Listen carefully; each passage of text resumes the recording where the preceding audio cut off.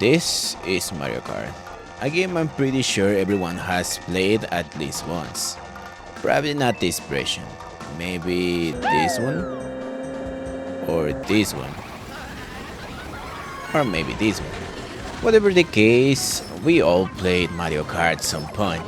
But have you ever wondered what makes Mario Kart so good? The reason why they've been able to release sequel after sequel after sequel? Could it be because the face of the franchise is Mario? Super Mario style. Or because it ruins friendships like no others? Well, at least in my opinion, the greatest beauty of this game is that anyone can pick up a controller, play it, and enjoy it. This isn't the case with Ring Racers.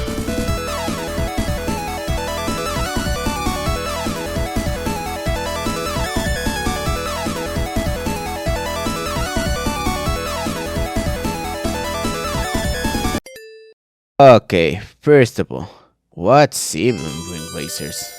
To understand that, first we need to talk about its predecessor, Sonic Robo Blast 2 KART. What a name. Developed by a group of modders called KART Crew, around 2018. This being a total conversion of one of the longest running fan games of the Blue Hedgehog, the original Sonic Robo Blast 2, which had been in development since the 90s.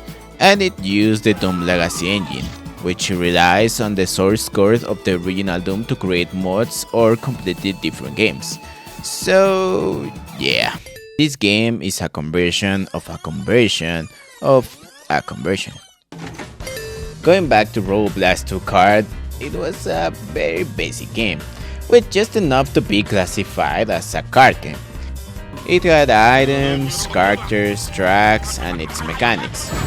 But what stood out the most was that you could mod, well, pretty much anything. Characters, modes, and maps. But on its own, there wasn't much more to it.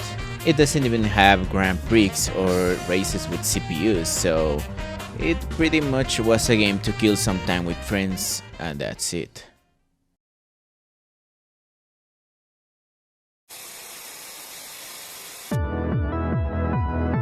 Hang up your sneakers because Dr. Robotnik and his ex-enemies are going go-karting.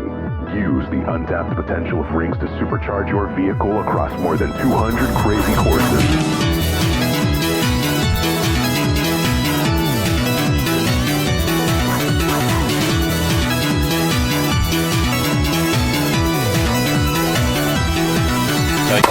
Soy tonto.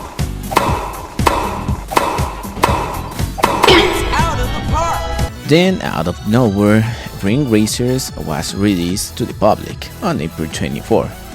But what does Ring Racers bring to the table compared to its predecessor and any other kart game? What makes this game stand out from others? Well, this game is hard as fuck. No, man. Oh! Let's go gambling!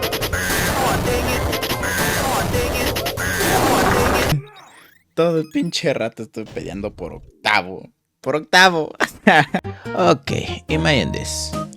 The first time you play Mario Kart, you choose your difficulty, your character, the track or cup, and that's it. You're ready to go. But in Ring Racers, when you start the game, you're greeted with that. Nah, these guys are crazy. What the hell is this? To be honest with you, you better pay close attention to everything you see, cause what makes this game stand out against others is its complexity. Unlike other kart games, Ring Racers takes a very particular approach, and since on this channel we love making comparisons, let's see what Ring Racers offers compared to other games. So you better hop your ass into the car, because this is going to be the most important race of your life. Here we go!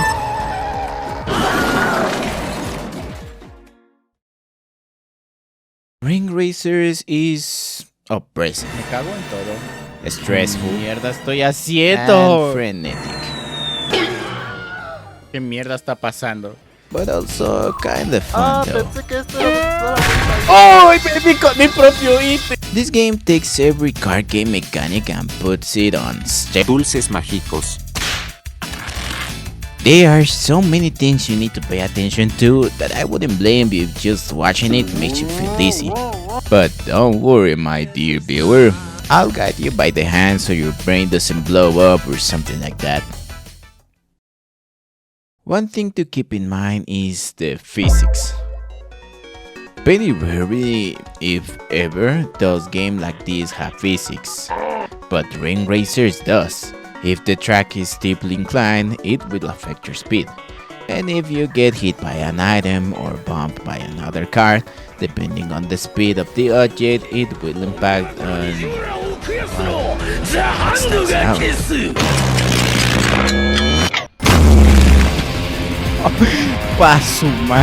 Unlike other card games that aim to keep things more balanced so no one gains too much advantage or punish, Ring Racers just don't care, man. Knowing this, we can continue with... Unlike other kart games like Mario Kart and Crash Team Racing, where the core mechanics are limited to drifting, using turbo boost and jumps, and you don't really have to worry about other factors in the car control that aren't these two, Ring Racers features not just drifting, but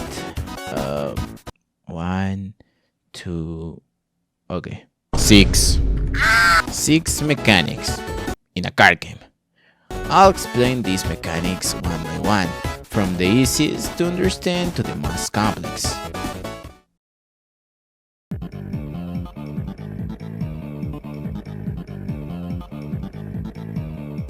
Drifting works the same as in other car games. The longer you hold the drift, the more turbo you'll get when you release it.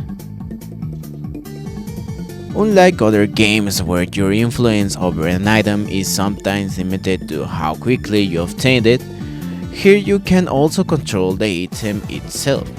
To do this, you'll need to press the action button at the precise moment when the item you want is visible. The fast fall, well, it's exactly that. It allows you to fall faster when you are in air. In most tracks, there will be times when you make such a big jump that if you don't land correctly, you can lose speed, or much worse. In addition to braking and reversing, you can use an e-brake, which is essentially a handbrake. It stops you instantly no matter how steep the turn you are on. In addition to this, while in this state, you can also perform a spin dash. The longer you charge it, the more power you'll have when you release it. Just careful. If you charge it for a long time, it can be harmful for you. Some tracks feature some special jump pads, like these ones. When you use them, you can perform what could be called as an air trick. You'll need to press a combination of a button and the directional stick or D-pad before the two medallions align. If done correctly, your vehicle will receive a boost. The closer they are aligned, the greater turbo. Additionally, the direction you press will determine how your car is propelled. Executing the trick successfully will charge your car with energy, which can only be released by either holding a drift for a long time or immediately performing a fast fall, which will practically send you, well... And last but not least, the rings. With the release of Mario Kart 7 and 8, they reintroduced the coin system, which hadn't been seen since the original SNES installment. Yahoo! And in my very honest opinion, this system is shit. Yeah, it's completely garbage. Who hasn't been in first place in Mario Kart 8 trying to protect themselves from a blue or red shell, only to end up eating shit because all you got was a... Oh, you stupid son of a... The uses of coins in Mario Kart Racers is so minimal it borders on useless. Supposedly they make you go faster, but the boost is so tiny that if you blink, you'll miss it. In Crash Team Racing, this system was better implemented in my opinion. Once you collect 10 Wumpa fruits, your items will become more powerful. But what are rings for then? Want to go faster? Use rings. Got hit by an item and need to recover quickly? Use rings. Can't climb a step hill? Use rings. Struggling to make a attack turn while drifting? Use rings. I think you get it. Rings. You can stop. In this game, rings were designed to be spent, not just save. In exchange, you get speed. Simple, right? You can collect a maximum amount of 20 rings, which you can spend however you like, except when holding an item because they're both activated with the same button. Also, if you get hit by an item, you'll lose rings. And if you run out of rings, you'll enter a state of extreme vulnerability. Even if someone bumps into you, you'll take damage.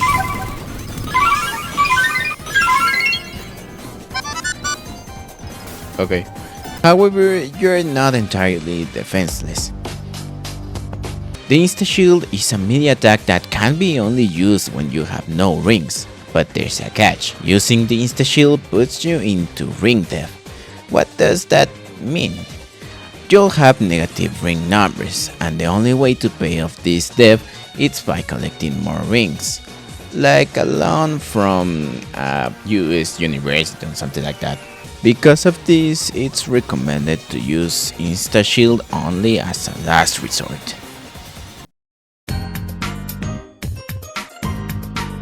Start! Does it sound complex? Yes, but it's really just about managing them wisely. Okay, I think that's all. I hope I'm not forgetting anything. Nah, I don't think so.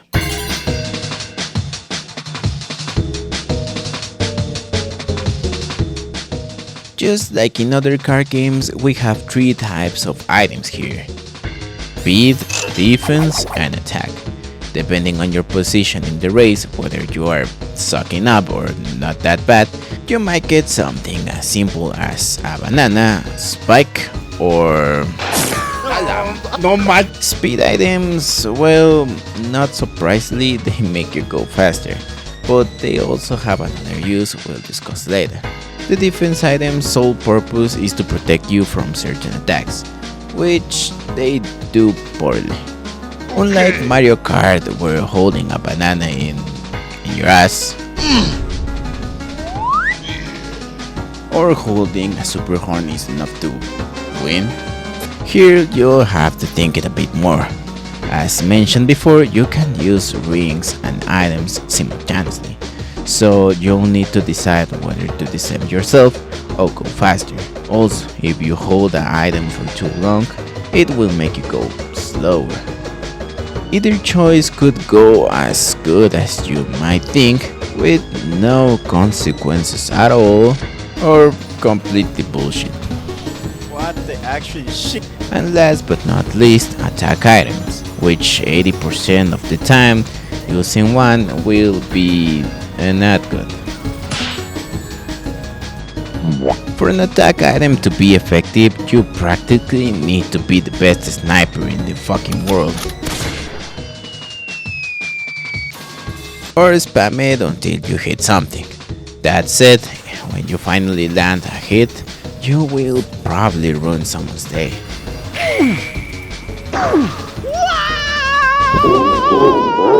Oh wait, I'm forgetting about something. There is a new type of item box, focused on giving you rings.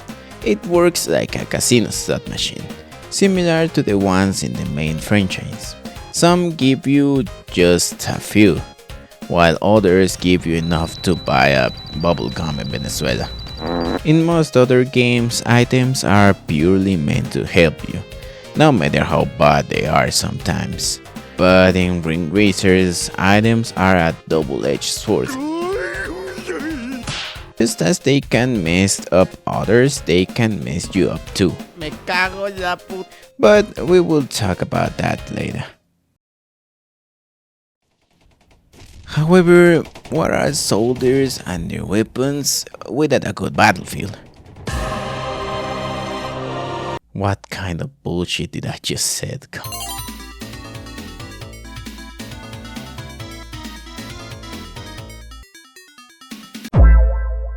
Do I have your attention now? Ring Racers has over 2,000 tracks. Some return from Roboblast KART 2, but most are entirely original. The track range from calm, straightforward to fucking insane. The good news is, well, it's 200 tracks. A dream come true for any kart racing fan out there. All tracks are full of surprises and the variety is incredible. Additionally, most shortcuts, if not all, are blocked by some kind of electric barrier, like this one. If you try to pass through, it would knock you out. To access these shortcuts, you'll need either to reach high speeds or use a specific item. In my opinion, whenever you can take shortcuts, do it. They are super OP and can help you catch up if you are failing behind or secure that sweet podium. Some tracks will require you to master everything you learned so far, practically forcing you to perfect them. The bad news is that not all tracks are good. Now, don't confuse difficult with bad. Hard tracks that are challenging to master aren't bad. Bad tracks are the ones that no matter how they try to guide you, they just suck. With you ending up feeling confused, crashing, and well...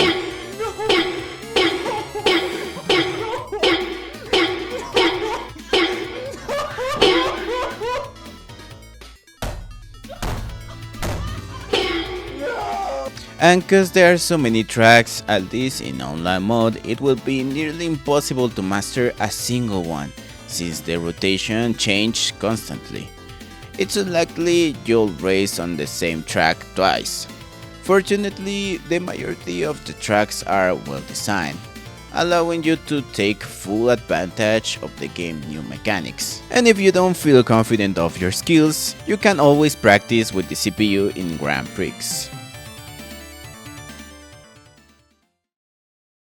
Okay, you're probably thinking with all this knowledge you'll be speeding through every race and becoming the world champion, right? No, not even close. This game stands out for being brutal, sometimes too much. No, no, vete a la p***, no. Ay, no, chinga tu madre. But just as the game can be brutal to you, No mames, ¿por qué, Dios? you can be brutal with the game too. The game gives mechanics, tools, and scenarios that allow almost everything to happen. Is it fair? No. Is it fun? Kinda. Although there is a skill gap due to all these mechanics, it really becomes evident when using the items. Half of the items are bad, but not for the reasons you might think. While they are pack a punch, they are pretty hard to use effectively, not mention actually hitting something with them.